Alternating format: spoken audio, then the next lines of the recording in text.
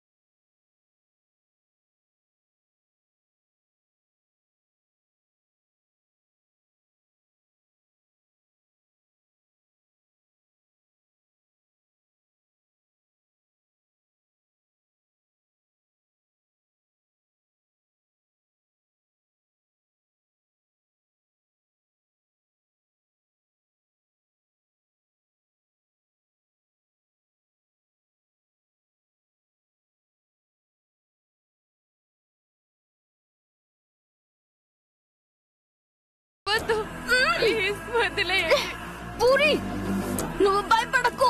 మేము బెదిరించే వాళ్ళం కాదని తెలిసే మీకు. గొంతు పట్టుకుంటే ప్రాణాలు పోయేంత వరకు విడిచిపెట్టాం. వద్దు ప్లీజ్, మీ కాళ్ళు పట్టుకుంటాను, వదిలేసేయండి. నేను రెడీ అవుతాను,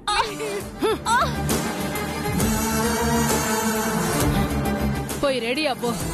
అసలు నువ్వు మనిషివా? మా అక్క గొంతుకోవాలని చూస్తావా? అదే నీ కడుపున పుట్టిన కూతురైతే ఇట్టే చేస్తావా? నీ అక్కని నా కొడుకుని పెళ్లి చేసుకుని ఒక కూతుర్ని కని ఇవ్వమను. అప్పుడు దాన్ని సాకి పెద్ద చేసిన తర్వాత ఇట్టాటి పని చేస్తుందో లేదో అప్పుడు చెప్తాను. రెడీ చెయ్యి. 10 నిమిషాల్లో రెడీగా ఉండాలా, లేదంటే ఆడ మీ అమ్మానైనా పీకలు తెగిపోతాయి. తీసుకో.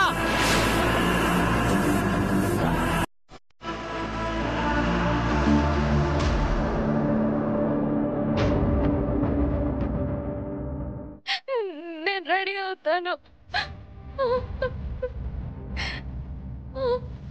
పద.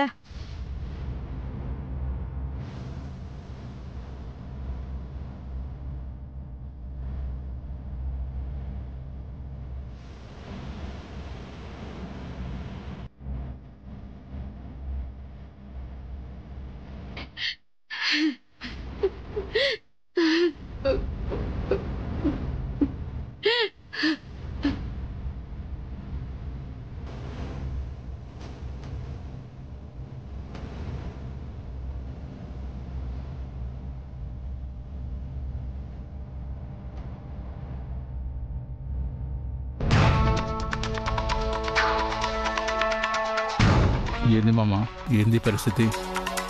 కళ్ళు తెరిచినాడా లేదా వాడు? ఇంకా ఏం చెప్పలేదురా డాక్టరు. పోతాడేమో.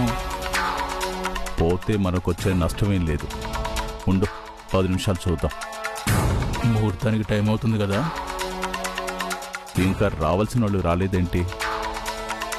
ఇదిగో వస్తా ఉండారు.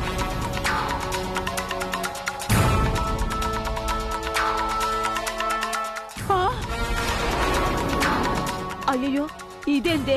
పోలీసోళ్ళు రాకుండా రాజపాండితో చూసుకోమని చెప్పినావు కదా, పోలీసోళ్ళు వచ్చినారేంది? అదే అమ్మా, నాకు అర్థం కాలా.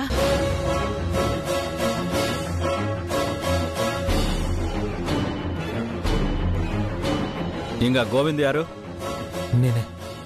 నువ్వుండ్రా సార్. ఏంటి సార్ విషయం? ఏనా తెలీదా? ఇక్కడ నటరాజన్ అనే మనిషిని గోడకు నెట్టి చంపేయాలని చూసినారంట కదా. కంప్లైంట్ వచ్చినది. కంప్లైంటా? ఎవరిచ్చారు సార్? హాస్పిటల్ నుంచి మాకు ఇన్ఫర్మేషన్ వచ్చినది. గోవింద్, మాతో స్టేషన్కి రండి. కానిస్టేబుల్స్, అతన్ని కస్టడీలోకి తీసుకోండి. సార్ అది హత్యా ప్రయత్నం కాదు సార్. ఆయన యాక్సిడెంటల్ గా పడిపోయాడు అంతే, మా వాడి తప్పేం లేదు. అదంతా స్టేషన్కి వచ్చి చెప్పుకోండి. రాజపాండి, ఏంది? నేను ఇందాక నీతో మాట్లాడినాను కదా, పోలీసులు వచ్చినారేంది? పోలీసులు అన్నిసార్లు మనం చెప్పినట్టే విన్నారు కదా. హాస్పిటల్ నుంచి ఇన్ఫర్మేషన్ వెళ్ళింది. వాళ్ళ ఫార్మాలిటీస్ వాళ్ళకు ఉంటాయి కదా. మామ మాత్రం ఏం చేస్తాడు?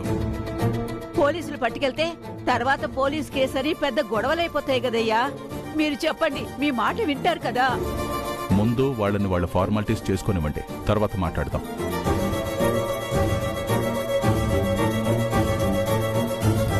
ఇన్స్పెక్టర్, మీరు కానివ్వండి. కానిస్టేబుల్స్, అతను తీసుకురండి. సార్ అయ్యో, నేను చెప్పేది కాస్త వినండి సార్. పేషెంట్ కూడా ఏం కాలేదు సార్. పేషెంట్ స్పృహలోకి రాగానే ఆయనతోనే మీకు స్టేట్మెంట్ ఇప్పిస్తాను సార్. గోవింద్ తప్పేం లేదు సార్. తప్పేం లేదా? నీ కొడుకు తప్పు లేకుండానే నా మొగుడు చావు బతుకుల మధ్య ఉన్నాడా? అతనే నా మొగుడు ఇలా అవ్వడానికి కారణం. అత్త, మీరు కోపంలో ఉన్నారు. మీ అల్లుడత్త రేపు గీతకి ఏం సమాధానం చెప్తారు? ఇప్పుడు నాకు సమాధానం ఎవరు చెప్తారు? నా మొగుడు పోతే ఎవరు సమాధానం చెప్తారు? మీ తమ్ముడు తీసుకొచ్చిస్తాడా? కానిస్టేబుల్స్, తీసుకురండి. రాజపాండి, చెప్పు రాజపాండి, నా కొడుకు తీసుకుపోవద్దని చెప్పు. తీసుకెళ్తారమ్మా, వెళ్ళని తర్వాత మాట్లాడుకుందాం. మీరు తీసుకెళ్ళండి. పదండి, నేను కూడా స్టేషన్కి వస్తాను. వద్దు నాయన, మీరు ఈడే ఉండి మామని చూసుకోండి. మామకేమీ కాదు. గోవింద్, రాజపాండి, ఏంది? నా కొడుకుని పోలీసులు పట్టుకెళ్తా ఉంటే ఏం మాట్లాడవేంది? చెప్పాను కదమ్మా, వాళ్ళ ఫార్మాలిటీస్ వాళ్ళకు ఉంటాయి, తర్వాత మాట్లాడుకుందాం. డాక్టర్, ప్రాణానికి ఏం ప్రమాదం లేదమ్మా. ఒక అరగంటో గంటలోనో స్పృహలోకి వస్తారమ్మా. మురుగా, అమ్మా భయపడబాకండమ్మా, డాక్టర్ చెప్పాడు కదా, మీరు ధైర్యంగా ఉండండి. రాజపాండి, ఆ మనిషి ప్రాణాలకేం ప్రమాదం లేదన్నాడు కదా డాక్టరు. పోలీసులు కూడా ఇప్పుడే పోయినారు కదా, వాళ్ళకి ఫోన్ చేయి. నా కొడుకుని ఈడ్చిపెట్టమని చెప్పు. పోలీసులని ఈడ ఆపలేక కాదు, పట్టుకుపోవాలని. అదేంది రాజపాండి? భయపడబాకండి, ఇప్పుడు నా కొడుకు పెళ్లి జరగాలి కదా. నీ కొడుకులు అక్కడికొచ్చి అడ్డుపడి నేను వాళ్ల మీద చేయి చేసుకొని వాళ్ల ప్రాణాలకి ప్రమాదం రాకూడదు కదా. అందుకని మీ కొడుకు బాగుండాలని పోలీస్ కస్టడీలో పెట్టించిన. పెండ్లైపోగానే పంపించేస్తారు. స్టేషన్లో కూర్చోబెడతారు, కానీ లోపల పెట్టి కొట్టడం లాంటివి ఏమీ చేయరు. మనోళ్లే కదా. ఓ 2 గంటల సేపు ఆడనే ఉండని. ఈ లోపల నీ చేతుల మీదుగానే నా కొడుకు పెళ్లి జరిపించేద్దరు. అందుకనే పోలీసులు పట్టుకపోతున్నా నేను గమ్మునే ఉన్నా. అవునా, మేమేంటోనని భయపడి చచ్చాం. మీరు చెప్పింది నిజమే. పెళ్లి జరిగేటప్పుడు వచ్చి గొడవ చేస్తాడు. ఇప్పుడు వాళ్ళు లేకపోతే సైలెంట్ గా పెళ్లి జరిగిపోతాది. తర్వాత మన గోవిందుని మనం తీసుకుపోవచ్చు. మామా, పెళ్లికి టైం అవుతుండది, బయలుదేరదామా? ఏం కనకమమ్మా, నీ చేతుల మీదుగా నీ దత్తపుత్రుడికి పెళ్లి జరిపిస్తాను అన్నావు. బయలుదేరదామా? మరి బయలుదేరదాం. ఏమబ్బా, రాజపాండి కొడుక్కి మన దత్తపుత్రుడిగా పెళ్లి చేస్తానని మాటిచ్చిన. నువ్వు కూడా ఉండాలా? రాపోదాం. నీకేమన్నా బుద్ధి ఉందా? ఏం మాట్లాడుతున్నావు? ఉంది కాబట్టే చెప్తాండా. రా కనకం, మాట్లాడకుండా రాపోదాం. రా. కనకం విను. ఏమబ్బా, ఎల్లప్పుడు పూరికి ఆ పార్ట్స్ వచ్చినాడు దొరై పాండేతో పెళ్లి జరిపించేస్తారేమో. ఇప్పుడేంటి పరిస్థితి? మనం కూడా పెళ్లి జరిపించే చోటుకు పోదాం. అత్త, మీరేం టెన్షన్ పడకండి. ఎటైనా పూరికి వాడితో పెళ్లి జరపకుండా ఆపుతాం. మీరు మావయ్య దగ్గరే ఉండండి. పదమే పోదాం. రా.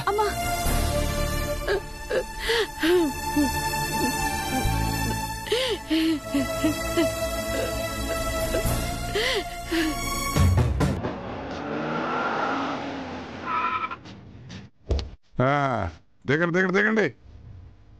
దిగు దిగు దిగు. రండి.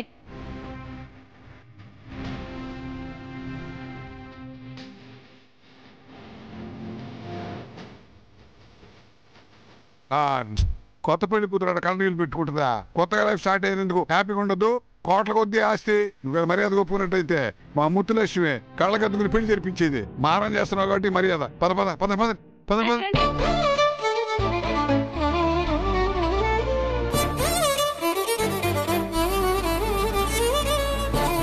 ఏమయ్యా పంతులు, ఇంకా రెడీ అవ్వలేదా? అంతా సిద్ధమేనమ్మా. ఏం ముత్తులక్ష్మి, మీ ఆయన కొడుకు మీ వాళ్ళని రాలేదే? మా చెల్లయ్యలు కూడా రాలేదు. ఒకసారి ఫోన్ చేయి. మీరే మీ చెల్లి కూతురు ఫోన్ చేసి కనుక్కోండి. నా ఫోను కార్లో మర్చిపోయి వచ్చేసుండా. సరే సరే.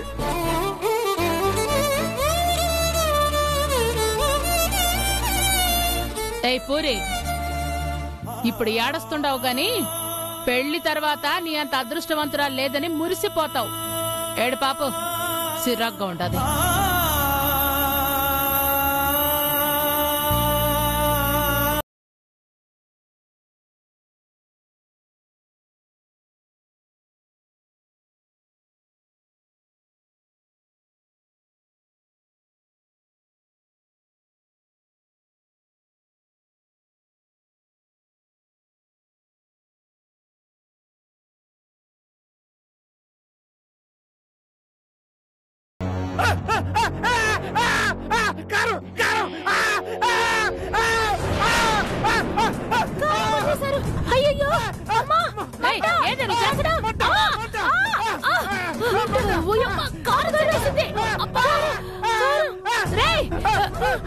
ఏంట్రా, ఏం జరిగిందిరా? ఏమైంది? అబ్బో అబ్బో కారం. అబ్బో అబ్బో అబ్బో అబ్బో.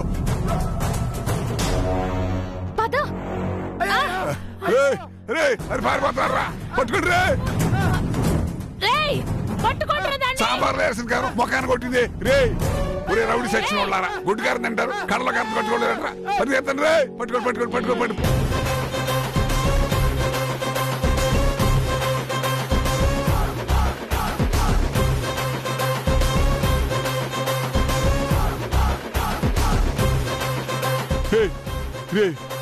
ఏడ్రీలా ముత్తులక్ష్మి రెడ్డి పోండి రే. మీ నాతో రండి రా, రండి.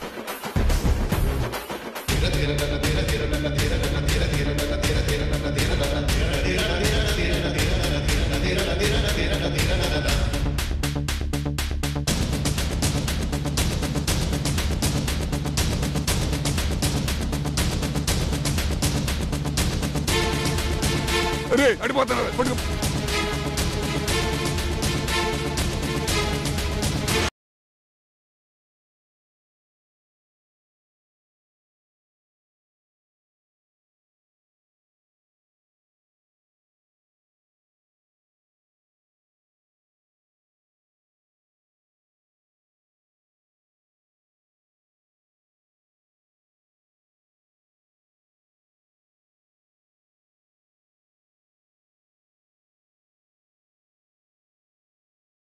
కొట్టద్దు.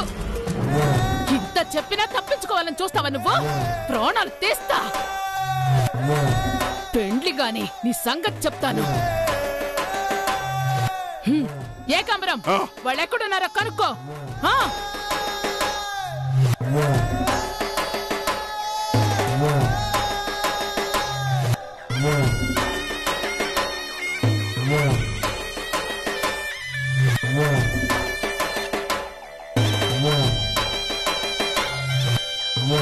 కనకం, నువ్వేం చేస్తున్నావు ఒకసారి ఆలోచించు.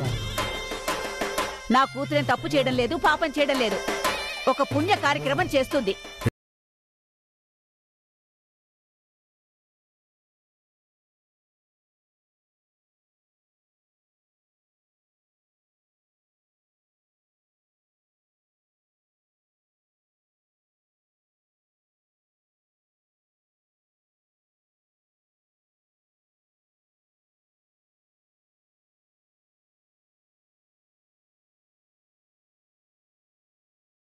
నటరాజన్ చేసిన పాపాన్ని ఈ పెళ్లి జరిపించడం ద్వారా పరిహారం చేసి నేను పుణ్యం మూట కట్టుకుంటాడా. కనకం, అసలు నటరాజన్ నేరమే చేయలేదు. కానీ పూరికి దొరై పండికి పెళ్లి జరిపించి నువ్వు పూరిని శిక్షించదలుచుకున్నావు. తప్పిది. నేరం చేసినోడు చేశానని ఒప్పుకుంటాడా ఏంది? ఆ దొరైపాండి శిక్ష అనుభవించేవాడు కాదు. తల్లిదండ్రుల ఆస్తిపాస్తులు పంచుకోవడానికి లేవు, కనీసం పాపాలైనా పంచుకోవాలిగా. కరెక్ట్ మాట చెప్పినావు. ఏంటండి కరెక్టు?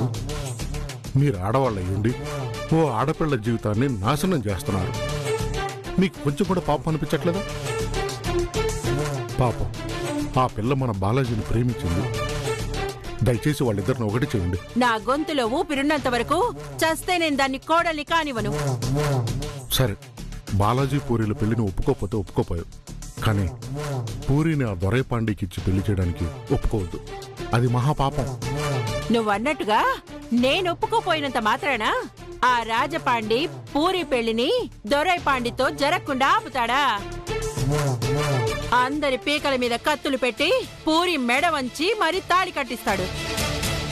ఊరికే లొడలొడ వాక్కుండా గమ్మునొచ్చి వాళ్ళ నెత్తిన 4 అక్షింతలు వేస్తే మనం మన కొడుకుల్ని తీసుకొని చక్కగా వెళ్ళిపోదాం. మామా, పెళ్లి కాగానే ఆ కనకరత్నం సంగతి, మిగతా వాళ్ళ సంగతి ఏం చేద్దాం? ఆ కనకరత్నం మాయల మరాఠీరా. అదొచ్చిందేమో దాని కొడుక్కి పూరికి పెళ్లి జరగకుండా ఉండడానికి. కానీ నా కొడుకు జాతకంలో తల్లిదండ్రులుగా మాకు దోషం ఉందని దాని పెళ్లి జరిపించమంటే 25 లక్షలు కావాలంటదిరా. ఎంత జిత్తులు మారి నక్కరాది. దానికెట్టా బుద్ధి చెప్పాలో నాకు తెలుసు. పెళ్లి కాగానే దాని కొడుకుల్ని ఇడిచిపెట్టాలంటే అదే మనకు 25 లక్షలు ఇస్తే గాని వదలమని చెప్దాం. డబ్బులు తీసుకున్నాక ఆ ఎదవలింక జీవితాంతం నడవకుండా కాళ్ళు నరికిద్దాం.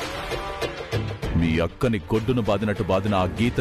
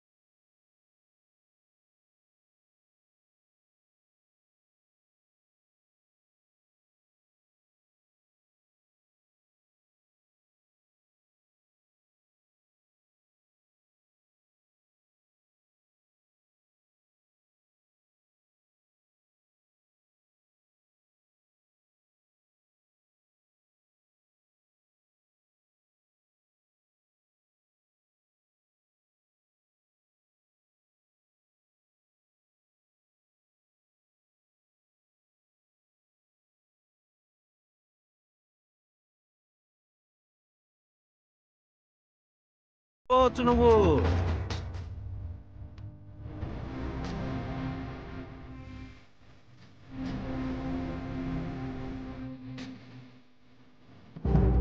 రేయ్, ఒక్క నిమిషం. రేయ్, ఏంట్రా అట్టా చూస్తున్నావు? పోరీకే, నీ పేరు గోవింద్ కదూ? కడసారిగా ప్రాణాలు పోయే ముందు ఆ 7 కొండల వాడిని మొక్కుకో. ప్రశాంతంగా చస్తూ ఉంటే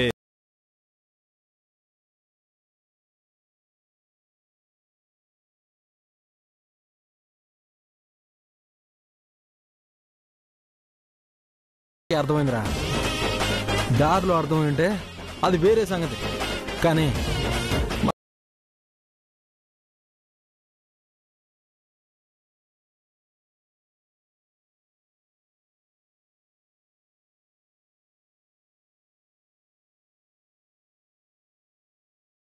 మీరు చంపుతుంటే నేను చేతులు కట్టుకుని నన్ను నరికేయండి పోసని మెడ వంచేస్తాను అనుకున్నారా?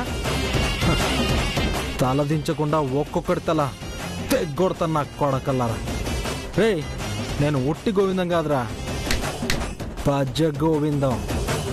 ఇంకెందుకు ఆలస్యం, రండ్రా.